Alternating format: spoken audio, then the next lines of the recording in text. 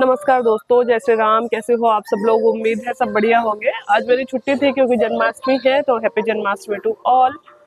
Insta पे एक message आया जिसने आपको आई थिंक बैकग्राउंड ना सुन रहा हूँ, मैंने माइक तो लगा लिया, जिसने मेरे को हिला के रख दिया एक मैसेज।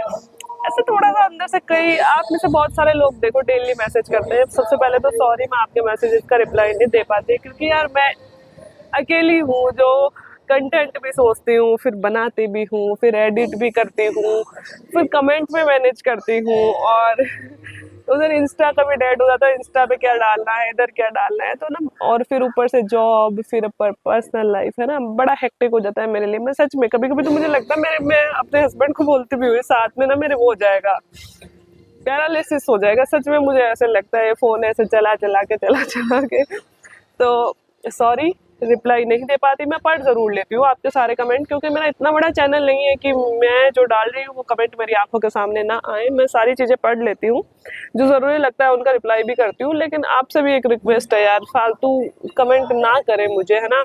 मैं खुद भी परेशान होती हूँ और मैं हमेशा कहती हूँ, मेरे पापा, मेरे भाई और मेरे हस्बैंड सब मेरे चैनल को देखते हैं, कमेंट पढ़ते हैं। मेरा कोई ना कोई ब्लॉगिंग चैनल है, ना कोई फैशन चैनल है, ना मैं कभी अपनी पर्सनल लाइफ शो करती हूँ, तो मुझे थोड़े बहुत भी इधर उधर के शिक्षा से रिलेटेड अदर कोई उनमें कोई इंटरेस्ट नहीं है। तो हमेशा मैं बोलती भी हूँ कि थोड़ी गरिमा में रहकर कमेंट करें। और कई बार हंसी भी आती है कि यार मुझे जवाब भी नहीं देना पड़ता, जो लोग इधर उधर के कमेंट कर देते हैं आप सभी अपने आप उनको हैंडल भी कर लेते हो, तो यार धन्यवाद उसके लिए। मतलब मुझे ऐसा लगता है कि यार बहुत अच्छा एक जोड़ा भी है मेरे साथ, अपना परिवार भी एक जोड़ा है ना।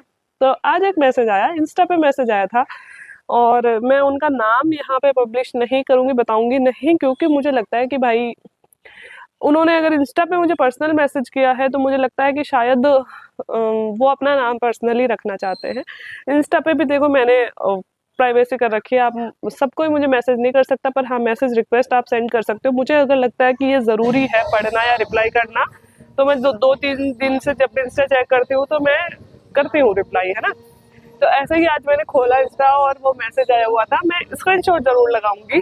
तो बहुत ही अच्छा मैसेज लिखा है भाई ने।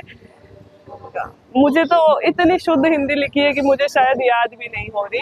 1 मिनट में पढ़, अब मैं क्या इसी से मोबाइल से ही वीडियो रिकॉर्ड कर रही हूँ, क्योंकि कैमरे में पता नहीं मेरा माइक कनेक्ट ही नहीं होता, तो इसलिए मुझे इसी से रिकॉर्ड करना पड़ रहा है। तो मैं यहाँ साथ साथ तो नहीं पढ़ सकती, लेकिन भाई ने कुछ ऐसा लिखा है, छोटा भाई लिख के ही उन्होंने संबोधित किया है कि अगर आपको टाइम मिले तो मेरा संदेश ज़रूर पढ़ना। उन्होंने लिखा है कि मानसिक अशांति और विचारों के द्वंद्व के इस दौर में आपके किरदार में हमें शांति और सुकून दिखाई पड़ता है, और अभी मैं जिस दौर से गुजर रहा हूँ वो मानसिक अशांति और अस्थिरता का दौर है। उम्र, समाज, परिवार की जिम्मेदारियों में मैं अपने आप को खुश नहीं रख पा रहा हूँ, लेकिन फिर भी तैयारी कर रहा हूँ और शायद आखिरी बात कर रहा हूँ।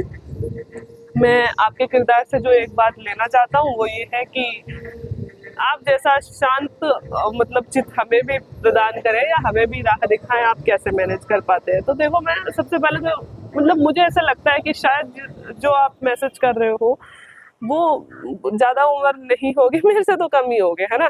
तो मुझे लगता है शायद आप 23, 24, 25 साल के बच्चे होंगे, लड़के होंगे, और आपको ऐसा लगता है कि बहुत सारी जिम्मेदारियां हैं, फेलियर्स का जो दौर होता है, एग्ज़ाम का जो दौर होता है, परिवार का प्रेशर हमें इन चीज़ों से मुखातिब करवाता है कि यार मतलब हमारी खुशी तो कहीं खो ही गई है ना। और हमें लगने लगता है कि खुशी सिर्फ तभी मिलेगी जब हमें सरकारी नौकरी मिलेगी, है ना। पर मैं मेरी लाइफ से संबंधित भी एक बात कहना चाहती हूँ कि इंस्टा पे पिछले कुछ दिनों में मैंने जितनी भी रील पोस्ट करी, उन सब में मैंने कोई ना कोई स्पेलिंग मिस्टेक करी। मैं मेरी गलतियां स्वीकार करती हूँ यार, मुझे अपनी गलतियां स्वीकार करने में कोई ऐसे वो नहीं है कि मैं स्वीकार कर लूंगी तो लोग ऐसे समझेंगे कि ये लेक्चरर कैसे बन गई या जो भी है। मैंने हर एक रील में स्पेलिंग मिस्टेक करी, हालांकि मैं कर देती हूँ, ऐसा कुछ नहीं है कि अगर मैं होम ग्रुप पे भी मैसेज कर रही हूँ, हमारे पे भी, तो मैं कर देती हूँ, है ना। और मेरा छोटा भाई मुझे हमेशा बोलता भी है कि तू यार टीचर है, तू इतनी गलतियाँ कर देती है, लेकिन ऐसा नहीं है कि मेरी इंग्लिश कमज़ोर है, नहीं। यार आप सोचो ना, जिस लड़की ने 3 बार मेंस दिया है और मेंस में एक पेपर इंग्लिश का ही होता है, हिंदी इंग्लिश का हमारा पेपर होता है, और वो भी रिटर्न टिक लगाने वाला नहीं, लिखने वाला, तो ऑब्वियस सी बात है कि भले ही मैं हिंदी मीडियम में पढ़ी हूँ, लेकिन मेरे 3 साल कॉलेज में भी इंग्लिश लिटरेचर रही है और मेंस भी दी है मैंने, तो अच्छी खासी इंग्लिश है। कम से कम मैं स्पेलिंग मिस्टेक तो नहीं करूंगी, इतनी तो है ना। और बहुत अच्छी नहीं बोलूंगी कि मैं मतलब एकदम फ्लो में इंग्लिश बोल सकती हूँ, उतनी नहीं है, बट मैं स्पेलिंग मिस्टेक नहीं करूंगी, इतनी है ना। वोकेब अच्छी है मेरी, है ना। तो फिर भी मेरी मिस्टेक हो रही है इंस्टा पे, तो आप क्या समझते हैं कि क्यों हो रही होगी, कि है ना। तो मैं हमेशा बहाने मार देती हूँ कि यार मैंने जल्दबाजी में पोस्ट किया। सच्चाई पता है क्या है? सच्चाई ये है कि जब हम मानसिक रूप से शांत नहीं रहते ना, तब भले ही दुनिया के सामने हम 100 बार हंस रहे हों, लेकिन अंदर से हम जब शांत नहीं रहते तो हमारा मतलब मन स्थिर नहीं रहता, और हमें नहीं पता होता हम सामने से क्या कर रहे हैं। ये सच्चाई है। तो आप अगर ऐसे सोचते हो कि मैडम की नौकरी लग गई या हमारी नौकरी लग जाएगी तो सब सही हो जाएगा लाइफ में, लाइफ यार कभी सही नहीं होने वाली। जिस छोटे भाई ने मुझे मैसेज किया है, मुझे पता है आप इस तनाव के दौर से गुजर रहे हो, लेकिन लाइफ के हर एक पड़ाव पे मुश्किलें हैं यार। और अगर हम इन मुश्किलों से नहीं झेल पाएंगे, इन मुश्किलों से नहीं लड़ पाएंगे, तो आगे सच में इससे बड़ी प्रॉब्लम आएगी, है ना। कम से कम एग्जाम टाइम पे यही चुनौती होती है कि या तो हम जीतेंगे या हम हारेंगे, यही होता है, इससे ज्यादा तो नहीं होता। पर जिंदगी के ये जो आगे वाले दौर आते हैं ना, इसमें जीत हार तो होती ही नहीं है यार। मतलब ऐसे तो होता ही नहीं है कि एक परीक्षा दे लो और सब सही हो जाएगा, ऐसा नहीं होता यार। इसमें तो पता नहीं ऐसी परीक्षाएं होती है जिसमें हमें पता ही नहीं होता कि हम सही कैसे करें चीजों को। तो मैं सिर्फ इतना कहूंगी कि हर पड़ाव पे मुश्किलें हैं, अभी उम्र छोटी है आपकी। मुझे पता है मेरे से ज्यादा परेशानियां, मेरे से ज्यादा संघर्ष आप लोग कर रहे होंगे, लेकिन इसका मतलब ये नहीं कि हम अपने प्रयास को आखिरी कह दें, या फिर हम कह दें कि मैं मुस्कुराना भूल गया हूँ। कैसे भूल गए हो यार? कल परसों भी तो मैंने बोला था कि आप तैयारी भले ही आप कर रहे हो, लेकिन सपने वो देख रहे हैं जो आपके पीछे बैठे हैं। तो हम, कई बार होता है ना कि हम उनके लिए भी तो जीते हैं ना, जिन्होंने हमें इतना बड़ा किया है ना। तो उन चीजों को मत भूलो और इतना प्रेशर मत लो। बस अपने आप पे इतना भरोसा रखो कि मैं इतना पढ़ रहा हूँ कि सरकारी नौकरी, यार मैं तो आपको मोटिवेट करने के लिए बस सरकारी नौकरी बोलती हूँ, लेकिन ये 100% सच है कि सरकारी नौकरी कोई जिंदगी का अंतिम पड़ाव नहीं है।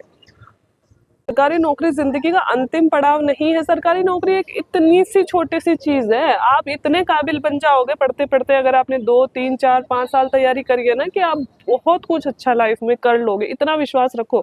जब मैं नौकरी की तैयारी करी थी तो मैं पापा को एक ही बात कहती थी कि पापा मैं इतनी काबिल तो बन जाऊंगी कि मैं 40 45 हजार रुपए तो कहीं भी कमा लूंगी। मुझे पता था कि मैंने नेट क्लियर कर लिया यार, मैं किसी प्राइवेट कॉलेज में पढ़ा दूंगी, शुरू में 20 हजार देंगे, लेकिन धीरे धीरे 30 35 40 कर देंगे 1 2 साल में, है ना। तो इतना पता था कि अपनी लाइफ अच्छी काट लूंगी मैं, इतना मुझे भरोसा था खुद पे। तो इतना भरोसा तो रखो यार। शिक्षा वो चीज है जो कभी लौट अपने पास नहीं रखती, लौट आती जरूर है। आपको अभी लगेगा कि हमें कुछ नहीं मिल रहा, लेकिन बहुत कुछ आप अच्छा कर रहे हो और बहुत कुछ अच्छा करोगे अगर आप ईमानदारी से पढ़ रहे हो तो जिंदगी की परेशानियां, संकट, ये ऐसे ही चलते रहेंगे यार।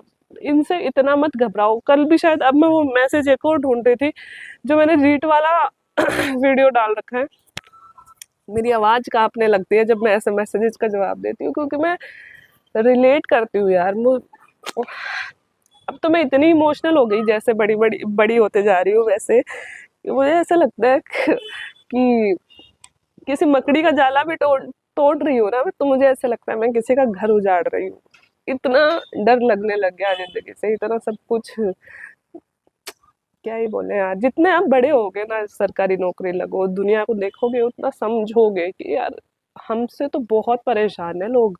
हमारा शरीर सही है, हमारे माँ बाप स्वस्थ हैं, हमारा परिवार स्वस्थ है, हम स्वस्थ हैं, ठीक खाने पीने को भी मिल रहा है। और आप सरकारी स्कूलों में जिस दिन पढ़ाओगे ना, उस दिन आप फील करोगे कि कैसे वहाँ के बच्चे जी रहे हैं। मैं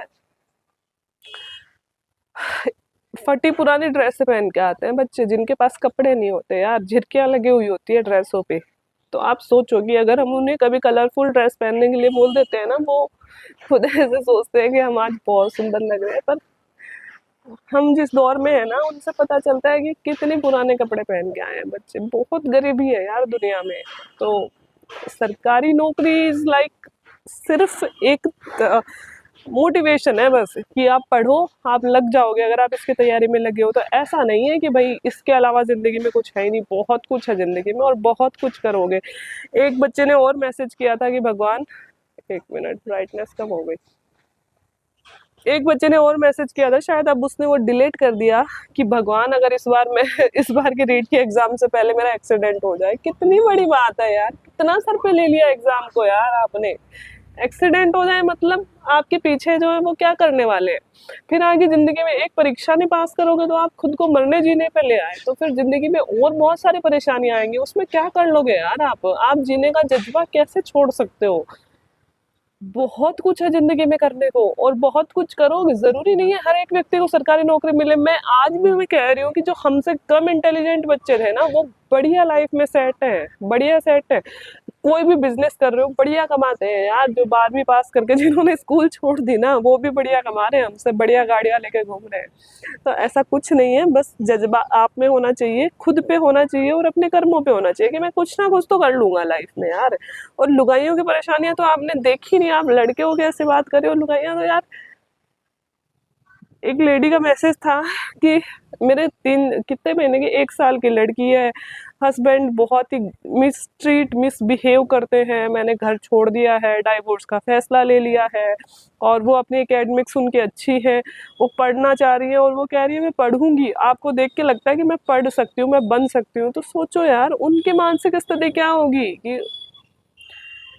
तो लड़कियों की जिंदगी में तो बहुत समस्याएं हैं यार, आप तो उनको समझते ही नहीं हो। अगर आप लड़के हो के ऐसे बात करते हो तो कैसे काम चलेगा। तो मैं ये कहूंगी, जिंदगी हारने का नाम नहीं है।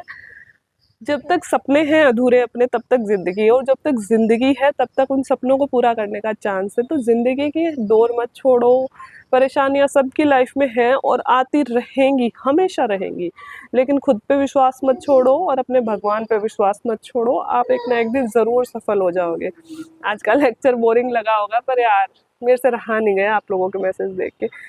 ठीक है, बाय।